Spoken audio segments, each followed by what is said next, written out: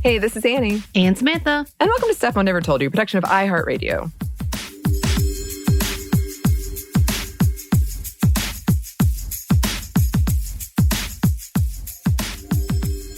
So for this one, content warning right off the top. You probably got it from the description. But we are going to be talking about pedophilia and why conservatives are so fixated on it. Nothing too in-depth, but definitely skip this one if that's something that might trigger you. We've mentioned this recently in a couple of episodes, and I think it could be expounded into bigger things. And we've also talked about it in our QAnon episode we did. Also the episode we did with Bridget around sex trafficking. So you can see those for more context to this conversation, because it is really interesting. And this will probably be pretty brief. Okay, so this is something I've wanted to talk about for a while because we have heard conservatives bring up pedophilia and often wild conspiracies around it for quite some time now, including recently in the passing of the Don't Say Gay bill, and of course with QAnon. And so when I was researching for our recent episode we did on sort of an update of what's going on in the LGBTQ plus community and all these kind of anti-trans laws and anti-LGBTQ plus laws, I found this article called Why Are Right-Wing Conspiracies So Obsessed with Pedophilia by Allie Breland over on Mother Jones. And it does a great job of breaking down the history of this whole thing and why it was and is a thing. So definitely go check that out for more information. For this mini, though, we just wanted to hit a few key points about it from this article.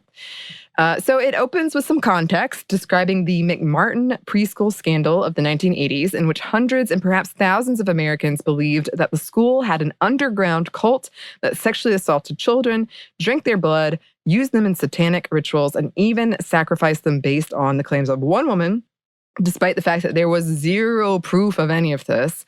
And yeah, this is a pretty clear precursor to 2016's Pizzagate, which, just as a reminder, was the belief that elite liberals were running an underground pedophile ring under a DC-based pizza shop. The fact that it originated during the 2016 presidential campaign is not a coincidence. Eventually, this whole thing led to QAnon, a very similar conspiracy. The McMartin scandal also means that while social media does play a huge role in the current similar conspiracy theories that we are seeing, it's not the only reason they're happening. Because that's been kind of a theory. It's like social media is allowing for this to grow, but it's actually not new. Right. And yeah, as we've mentioned in past episodes, hurting children is a very easy way to demonize an enemy. And you can actually see this again with this whole pro-life conversation, because, yeah, saying killing babies is all you need to hear to know, oh, this person is the bad guy or bad person. And they have used it for years. Yeah. Harming an innocent is one of the worst things that you can do. And it's easily agreeable that babies and children, hurting them is bad. Yeah. And someone who can do that can be seen as bad. So that's part of it. But there's something else going on here, and it has to do with the anti-feminist backlash. Breland includes a quote from Richard Beck, author of We Believe the Children, A Moral Panic in the 1980s. In the 80s, you had a strong, vicious anti-feminist backlash that helped conspiracies take hold. In the 70s, middle and upper-class women had started to enter the full-time workforce instead of being homemakers. You had this Reagan-driven conservative resurgence, and daycare was seen as at least suspicious, if not actively maligned, force of feminism. And this meant that things like daycares, something many women needed to enter the workforce, became key players in these conspiracy theories. Since these options for women threatened the traditional, in heavy quotes, conservative family model, the understanding that women were not on the same playing field as men and needed to stay at the home, taking care of their families, that meant that these daycare schools, what have you, had to be demonized. Women, you won't stay at home? Well, you're putting your child in danger. And just a note on that, like, I really think we could do a whole episode on this, because there are This is a tricky and kind of messy thing to talk about in a lot of ways, but I just wanted to hit these key points for sure because I found them interesting. And that this idea is actually quite old, like going back to BCE times and things like witch hunts of the 15th to 17th centuries. But in a more modern ideology, we even had politicians claiming that daycares were a communist plot to destroy the traditional American family. President Nixon vetoed a bill that would have established a national daycare system with this very same language. At the same time, divorce rates were rising and people were looking for a scapegoat. On top of that, there was the sexual revolution and its backlash, Roe v. Wade and its backlash, and an anti-cult movement all coming together to make this perfect storm. Social anxiety and a way to blame others to validate your own personal fears have been cited as reasons here too. And there have been multiple instances of gay folks being wrongfully convicted of child molestation. Right. I think wasn't this the time and era when the whole subliminal or loss of memory of abuse was happening, and then quote unquote therapists were hypnotizing, giving suggestions of who they were being abused by. This is the same time, right? And linked to that. Exactly. And they talked about that in the article too. And that's one of the ways it gets messy. And I think that deserves bigger than a Monday Mini. But yes, it is definitely part of it. Also at the same time, and this was my memory was jogged by the recent new season of Stranger Things of the satanic panic around D&D. Right. So it was a whole thing. And for us, I mean, for me, I won't say for us, but for me, like as somebody who plays D&D, I kind of laugh about it now, but it was like serious. Right. I mean, it's that big conversation that we've had and continue to have that brings on this whole level of fear, and why we've talked about it before, about how misleading it is to have these big sensationalized headlines of like, this is abuse and this is what happens. And obviously this is the only circumstances, and it involves the devil and children. Which, by the way, just a side note, what did you think of Stranger Things this season? I haven't watched all of it, so don't give me a spoiler. I'm going to spoil it immediately. I mean, I liked it. It is odd, isn't it, seeing the age difference and how much they've grown. And I didn't go back and watch the third one. Like, I pretty much remember how it ended. But so that was kind of like, what? Definitely some interesting things to talk about with trauma and perhaps repressed memories, actually. Right. I do love the whole D&D thing. It does. One of the things that makes me most uncomfortable is like bullying situations. Right. So I'm really uncomfortable by that.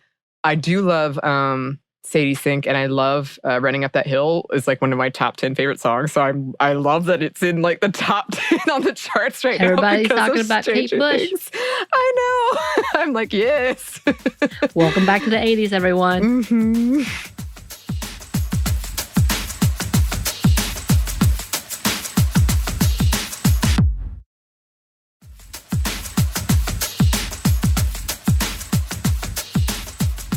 It is very interesting because 80s, not surprisingly, was a big time for the stranger danger conversation, as well as dare, just say no.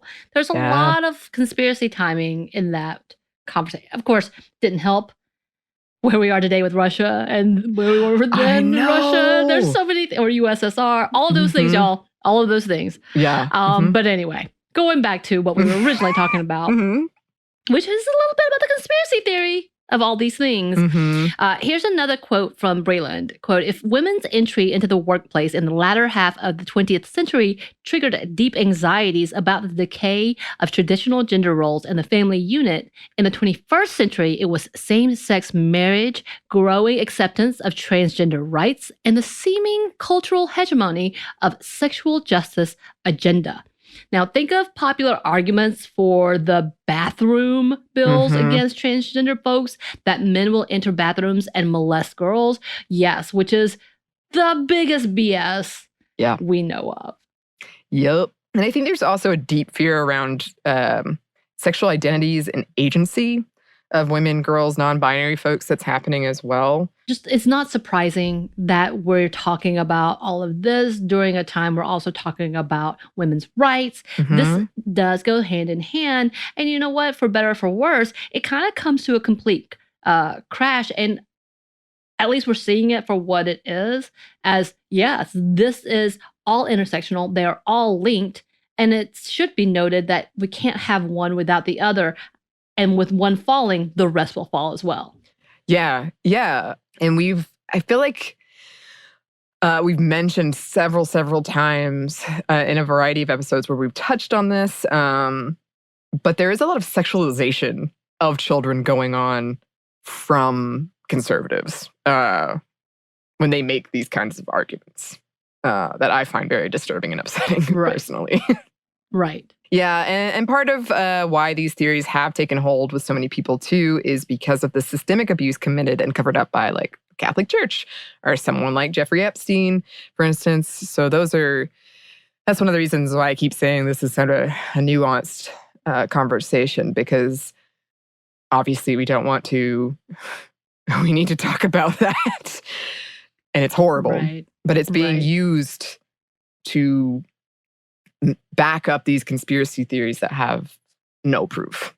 But you know, as a conspiracist to a tiny bit, I think it's also a distraction because of these conversations, that we're not actually going after the true offenders. We're going after the imaginary scary offenders because those who are going to be prosecuted or could be prosecuted want to divert it away. Because are we talking about the priests, the teachers, the hetero cis men and women who have been a part of this conversation for the longest, those in power who have used this to abuse people? Yep.